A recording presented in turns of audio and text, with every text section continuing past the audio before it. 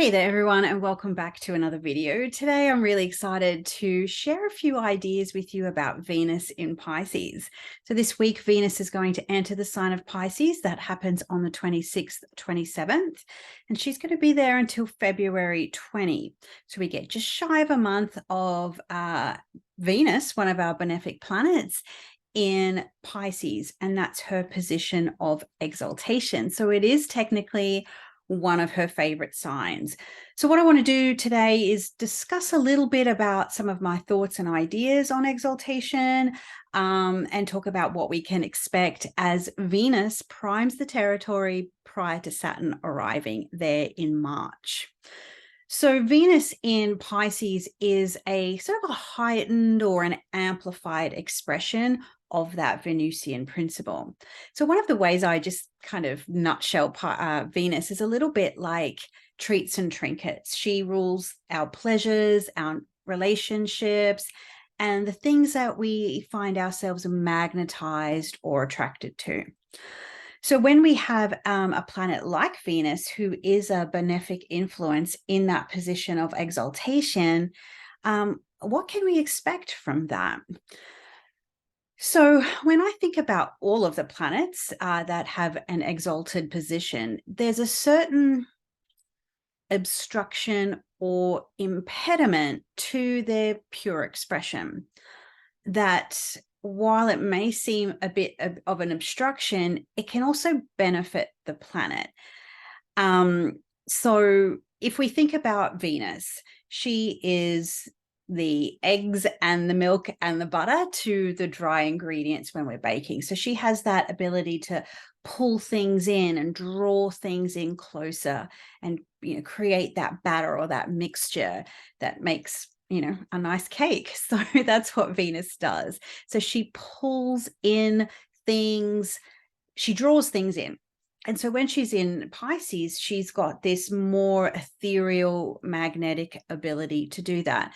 I'm not trying to be magnetic and ethereal with my lights today, but my ring light died that I did have above my desk. So if the lighting's weird, I do apologize. But anywho, so when we think about where Venus does find her rulership or domicile, or the places she's most comfortable, one place is Taurus.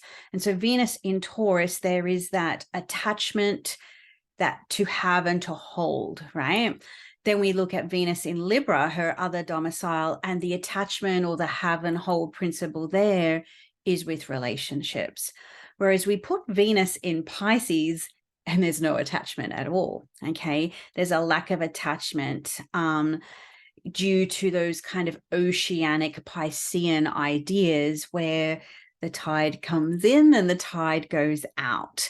So there's no boundaries, or there's no definitive line between where the ocean begins and where it ends, and that is always changing. If you ever look at the tidal incoming, on the beach, you'll see the lines. There's just no real definitive end, and even if there is an apparent definitive end, it changes, and it's always in flow and in flux. So those tide lines are indefinable. And so that watery, mutable, permeable flow state of Pisces is very much amplified and exaggerated in the sign of Pisces. Venus is exaggerated there. So that definitely doesn't put any hindrance or barriers or blockages to connection, which is very different to what we've had through Venus in Aquarius and then moving to conjoined Saturn, which happened over the weekend. So when there's no hindrance or delays or any type of lack of attachment there, it makes Venus ultimately wants to connect to things or to people. And so it's that principle is exalted, lifted, raised, or amplified when she's in Pisces. A way that we can describe that in real life is sort of happens to me every day when I go to have another sip of coffee in the morning, because the first one in the morning's always the Venus and Pisces one, right? It's just that exalted coffee. All the other ones in the day don't quite hit the spot. But when you think there's another mouthful or two left and you go put the cup to your lips and you're like, oh, damn, the coffee's done. I've drunk it all.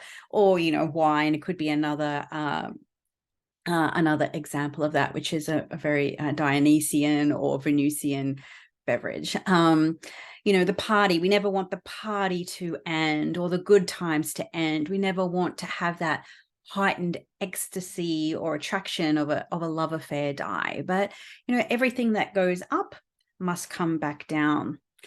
So Venus in Pisces, she tends to oversee any of those qualities where a discerning eye may be needed, or where she doesn't see the parts that just aren't good enough. So sometimes that lack of barrier to connection can take you to a beautiful place. It can also not take you to a beautiful place as well.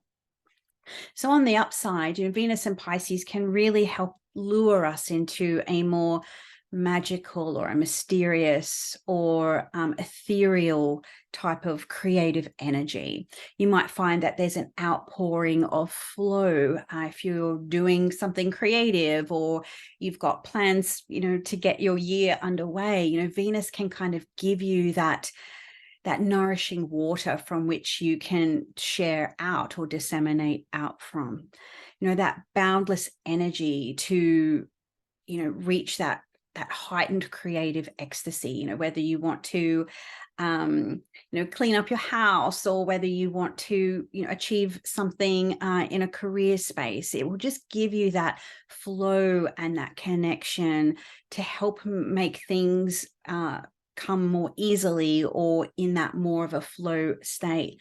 So you really want to look at the house that Venus is going to be transiting through, and that's where there is going to be a level of that flow, that exalted, heightened, or amplification there.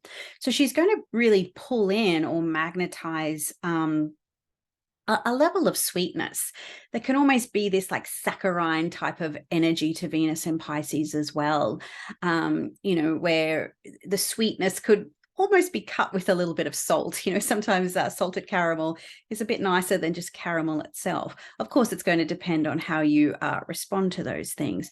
But she's certainly going to bring a level of heightened support and collaboration, and those Venus parts of life and the Pisces part of your birth chart will all, for all intents and purposes, come through in a more amplified, exaggerated, and an easier sort of way.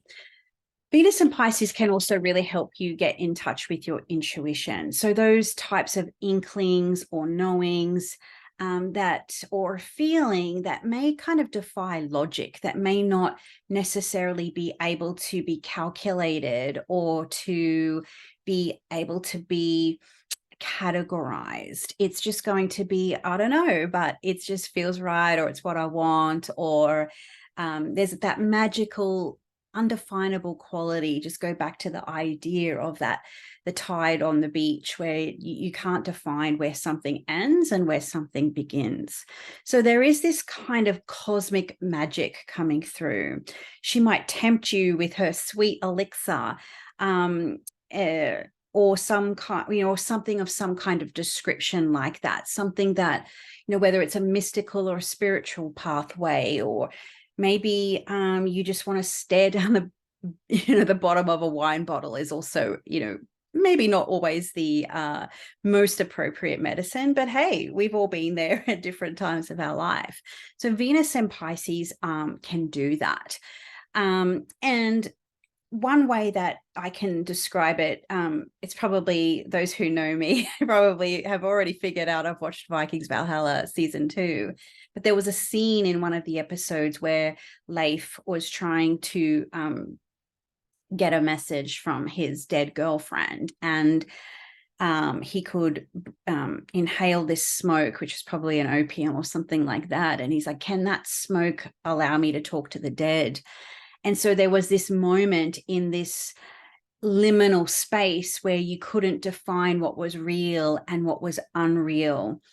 Very brief, indefinable, magical, not sure if I was dreaming, not sure if I was imagining, but there was a message there. There was a message in that experience. So anyone who's done any type of medicine in that capacity would probably be able to speak to some of those experiences. So Venus and Pisces, in a multitude of different ways, whether it's something along those lines, like a psychedelic thing, or maybe it's a spiritual pathway or a creative pathway, to unlock some magic within.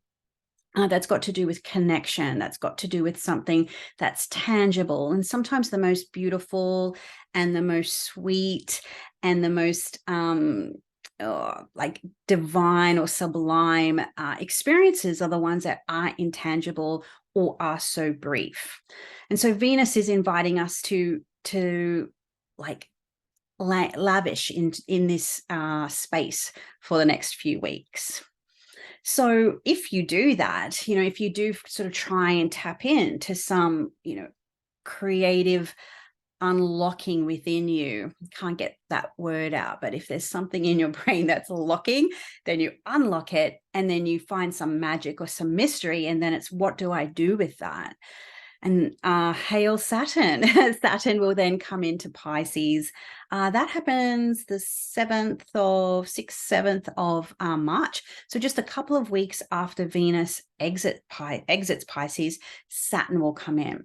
And so that's the challenge. That's the dream. Like, how do you make that real? How do you make that moment last longer? How do you make something tangible out of the intangible?